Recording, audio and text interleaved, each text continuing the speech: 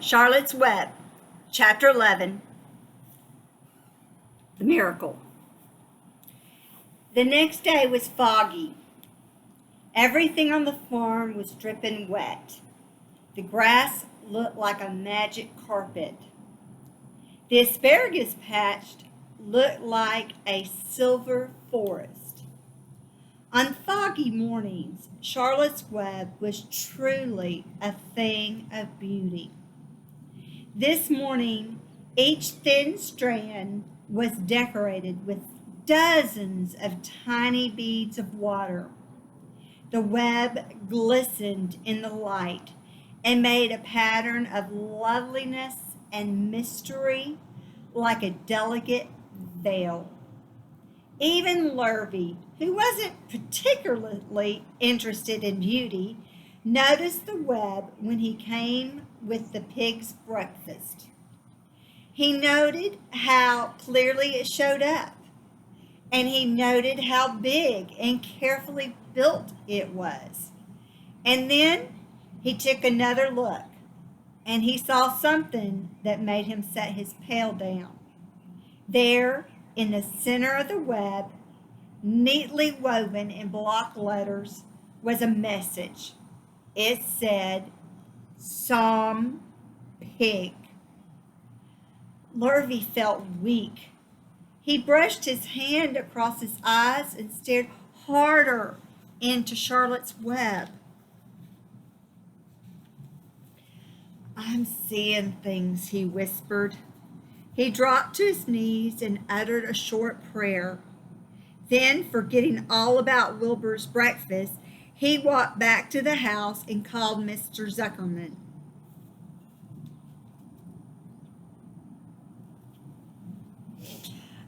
"I think you'd better come to the pig pen," he said. "What's the trouble?" asked Mr. Zuckerman. "Anything wrong with the pig?" "Not exactly," said Lurvy. "Come and see for yourself." The two men walked silently down to Wilbur's yard. Lurvy pointed to the spider's web. "Do you see what I see?" he asked. Zuckerman stared at the writing on the web. Then he murmured the words, "Some pig." Then he looked at Lurvy. Then they both began to tremble. Charlotte, sleepy after her night's exertions, smiled as she watched.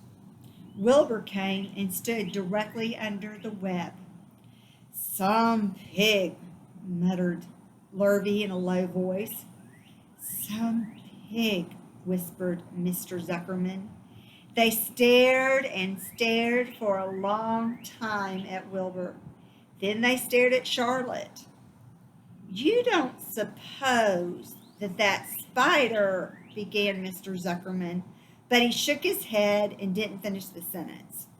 Instead, he walked solemnly back up to the house and spoke to his wife. "Edith, something has happened," he said in a weak voice. He went into the living room and sat down, and Mrs. Zuckerman followed. "I've got something to tell you, Edith," he said. "You better sit down." Mrs. Zuckerman sank into a chair. She looked pale and frightened. "Edith," he said, trying to keep his voice steady, "I think you had best be told that we have a very unusual pig."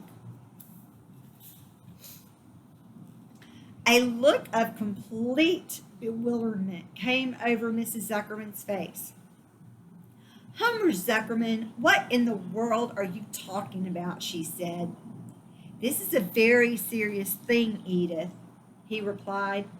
"Our pig is completely out of the ordinary." "What's unusual about the pig?" asked Mrs. Zuckerman, who was beginning to recover from her scare. "Well, I don't really know yet," said Mr. Zuckerman, "but we have received a sign, Edith, a mysterious sign. A miracle has happened on this farm. There is a large spider's web in the doorway of the barn cellar, right over the pig pen. And when Lurvy went to feed the pig this morning, he noticed the web because it was foggy. And you know how a spider's web looks very distinct in the fog. And right sprang in the middle of the web, there were the words, "Some pig." The words were woven right into the web. They were actually part of the web, Edith. I know because I've been down there and seen them. It says, "Some pig." Just as clear can be. There can be no mistake about it. A miracle has happened and a sign has occurred here on earth, right on our farm. And we have no ordinary pig. "Well," said Mrs. Zuckerman, "it seems to me you're a little off. It seems to me we have no ordinary spider." "Oh, no," said Zuckerman. "It's the pig that's unusual. It says so right there in the middle of the web." "Maybe so," said Mrs. Zuckerman. "Just the same, I intend to have a look at that spider." "It's just a common gray spider," said Zuckerman. They got up, and together they walked down to Wilbur's yard. "You see, Edith, it's just a common gray spider." Wilbur was pleased to receive so much attention. Lurvy was still standing there, and Mr. and Mrs. Zuckerman, all three, stood for about an hour, reading the words on the web over and over and watching Wilbur. Charlotte was delighted with the way her trick was working. She sat without moving a muscle and listened to the conversation of the people. When a small fly blundered into the web, just beyond the word pig, Charlotte dropped quickly down, rolled the fly up, and carried it out of the way. After a while, the fog lifted, the web dried off, and the words didn't show up so plainly. The Zuckermans and Lurvy walked back to the house. Just before they left the pig pen, Mr. Zuckerman took one last look at Wilbur. "You know," he said in an important voice, "I thought all along that pig of ours was an extra good one. He's a solid pig. That pig is as solid as they come." "You know how solid he is around the shoulders, Lurvy?" Sure I do," said Lurvy. "I've always noticed that pig. He's quite a pig."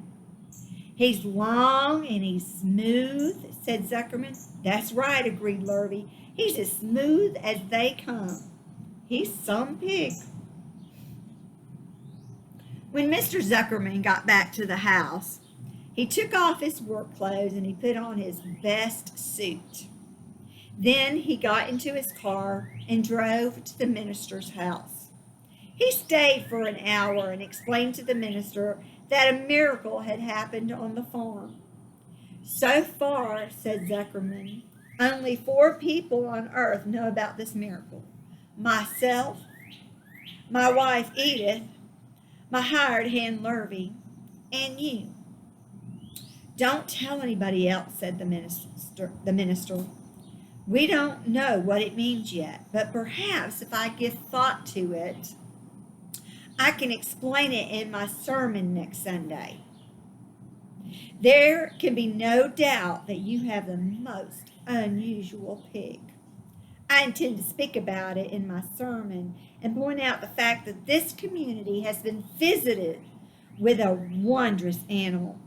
By the way, does the pig have a name?" "Why, yes," said Mr. Zuckerman. "My little niece calls him Wilbur. She's rather a queer child, full of notions. She raised the pig on a bottle, and I bought him from her when he was a month old." He shook hands with the minister and left. Secrets are hard to keep. Long before Sunday came, the news spread all over the county. Everybody knew that a sign had appeared in a spider's web on the Zuckerman place. Everybody knew that the Zuckermans had a wondrous pig. People came from miles around to look at Wilbur and to read the words on Charlotte's web. The Zuckerman's driveway was full of cars and trucks from morning till night. Fords and Chevys and Buick Roadmasters and GMC pickups and Plymouths and Studebagers and Packards and DeSotos with gyromatic transmissions and Oldsmobiles with rocket engines and Jeep station wagons and Pontiacs. The news of the wonderful pig spread clear up into the hills, and farmers came rattling down in buggies and buckboards to stare an hour after hour at Wilbur's pen, admiring the miraculous animal. All said they had never seen such a pig before in their lives. When Fern told her mother that Avery had tried to hit the Zuckerman spider with a stick, Mrs. Arable was so shocked that she sent Avery to bed without any supper as punishment. In the days that followed, Mr. Zuckerman was so busy entertaining visitors that he neglected his farm work. He wore his good clothes all the time now, got right into them when he got up in the morning. Mrs. Zuckerman prepared special meals for Wilbur.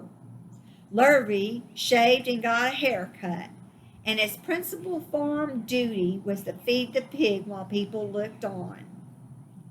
Mr. Zuckerman ordered Lurvy to increase Wilbur's feedings from 3 meals a day to 4 meals a day. The Zuckermans were so busy with visitors that they forgot about other things on the farm. The blackberries got ripe, and Mrs. Zuckerman failed to put them up and make blackberry jam. The corn needed hoeing, and Lurvy didn't find time to hoe it. On Sunday, the church was full. The minister explained the miracle. He said that the words on the spider's web proved that human beings must always be on the watch for the coming of wonders. All in all, the Zuckerman's pig pen was the center of attraction. Fern was happy, for she felt that Charlotte's trick was working and that Wilbur's life would be saved. But she found that the barn was not nearly as pleasant. Too many people. She liked it better when she could be all alone with her friends, the animals. Tomorrow, chapter 12. See you then.